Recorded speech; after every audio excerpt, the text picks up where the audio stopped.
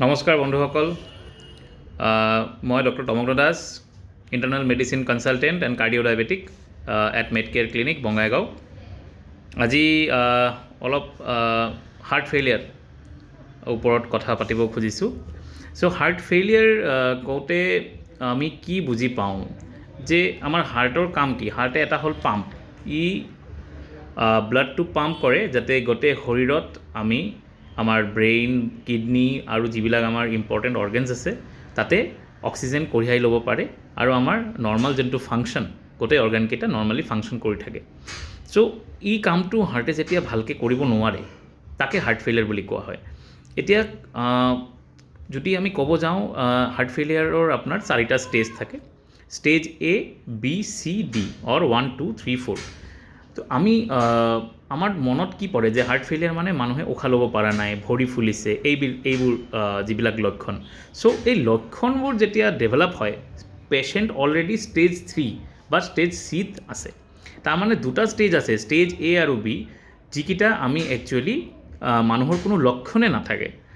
চ' আৰু এই 2টা ষ্টেজে আমি একচুৱেলি পেচেণ্টক যদি ধৰা পেলাব পাৰোঁ বা আমি যদি ডায়েগন'জ কৰিব পাৰোঁ যে তেখেতৰ হাৰ্ট ফেইলিয়াৰ আৰম্ভণি হৈছে, তেতিয়াহ'লে আমি দৰৱ দিব পাৰোঁ বা আমি এক্সাৰচাইজ বা যিখিনি ইণ্টাৰভেনশ্যন কৰিব লগা আছে সেইখিনি কৰিলে পেচেণ্টটোৰ আৰু প্ৰগ্ৰেছ নকৰে, মানে ই বেমাৰটো আৰু বাঢ়ি গৈ নাথাকে। চ' এতিয়া হাৰ্ট ফেইলিয়াৰ কাৰ হ'ব পাৰে? কাৰোবাৰ যদি উচ্চ ৰক্তচাপ আছে, হাইপাৰ টেনশ্যন, বহুত বছৰ ধৰি তেওঁৰ প্ৰেছাৰ কণ্ট্ৰলত নাই বা দৰৱ নাখায় বা প্ৰেছাৰ কণ্ট্ৰলত থাকিলেও ই অপটিমাম লেভেললৈ অহা নাই, তেনেকুৱা মানুহৰ, বা বহুত দিন ধৰি যিবোৰ মানুহৰ ডায়েবেটিছ আছে বা থাইৰয়ডৰ প্ৰব্লেম আছে বা আপোনাৰ এনেমিয়া মানে ব্লাড কম আছে বা ক্ৰনিক কিডনি ডিজিজ, কিডনিৰ প্ৰব্লেম আছে, এই গোটেইবোৰ বেমাৰত পেচেণ্টৰ এটা ষ্টেজত গৈ হাৰ্ট ফেইলিয়াৰ ডেভেলপ হয়। ইয়াৰ উপৰিও হাৰ্টৰ নিজস্ব প্ৰব্লেম, হাৰ্টৰ ব্লক থাকিব পাৰে, আৰ্টাৰী ব্লক হ'ব পাৰে বা ভালভৰ প্ৰব্লেম হ'ব পাৰে বা শ্বাণ্টছ থাকিব পাৰে বা হাৰ্টৰ নিজস্ব বেলেগ কিছুমান প্ৰব্লেম, তাতেও হাৰ্ট ফেইলিয়াৰ হ'ব পাৰে।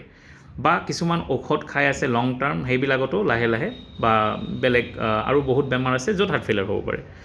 চ' আমি ষ্টেজ A আৰু ষ্টেজ B কেনেকৈ আমি ধৰা পেলাম? সেইটো ধৰা পেলাবৰ কাৰণে আমি ৰেগুলাৰ স্ক্ৰিনিং কৰিব লাগে। স্ক্ৰিনিং মানে কেনেকৈ কৰিম? আমি পেচেণ্টক আমি খোজকাঢ়িব দিব লাগে বা 6 মিনিট ৱাক টেষ্ট বা কাৰ্ডিঅ'পালমোনাৰী টেষ্টিং বুলি কয়, সেইটো কৰিব যাওঁতে পেচেণ্টৰ উশাহ লোৱা দিগদাৰী হয়। নৰ্মেলি পেচেণ্ট ভালকৈ উশাহ লয়, একো প্ৰব্লেম নাই, বাট যেতিয়া আমি এই এক্সাৰচাইজটো কৰিব দিওঁ পেচেণ্টৰ শ্বাস প্ৰশ্বাসৰ প্ৰব্লেম হয় বা পেচেণ্টে নোৱাৰে কৰিব।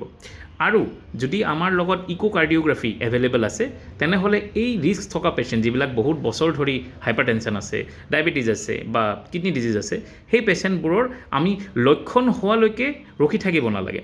আমি তেখেতসকলক বুজাব লাগে যে চাওক, এইটো লক্ষণ হ'লে আপোনাৰ ট্ৰিটমেণ্ট কৰি যিমানখিনি ভাল পাব বা ভাল হ'ব সেইটোৰ পচিবিলিটিটো কম। আমি যদি আজি আপোনাক ডিটেক্ট কৰিব পাৰোঁ, তেনেহ'লে ধীৰে ধীৰে আপোনাৰ প্ৰব্লেম মানে ছল্ভ কৰাৰ আমাৰ কেপাবিলিটিটো বেছি হ'ব বা আমি কম দৰৱতে আপোনাক আৰোগ্য কৰি উঠিব পাৰিম। চ' সেইবাবে সেইটোৱে থাকিল আজিৰ অনুৰোধ যে চবেই এইটো বিষয়ে এৱেৰ হোৱা দৰকাৰ যে হাৰ্ট ফেইলিয়াৰ এটা বস্তু যোনটো যিকোনো ধৰণৰ বেমাৰৰ লগত জড়িত হ'ব পাৰে, আইদাৰ আপোনাৰ কিডনি, লিভাৰ, চব বেমাৰৰ লগত লাষ্টত হাৰ্ট ফেইলিয়াৰ হ'ব পাৰে। চ' লক্ষণ হোৱালৈকে ৰখিব নালাগে।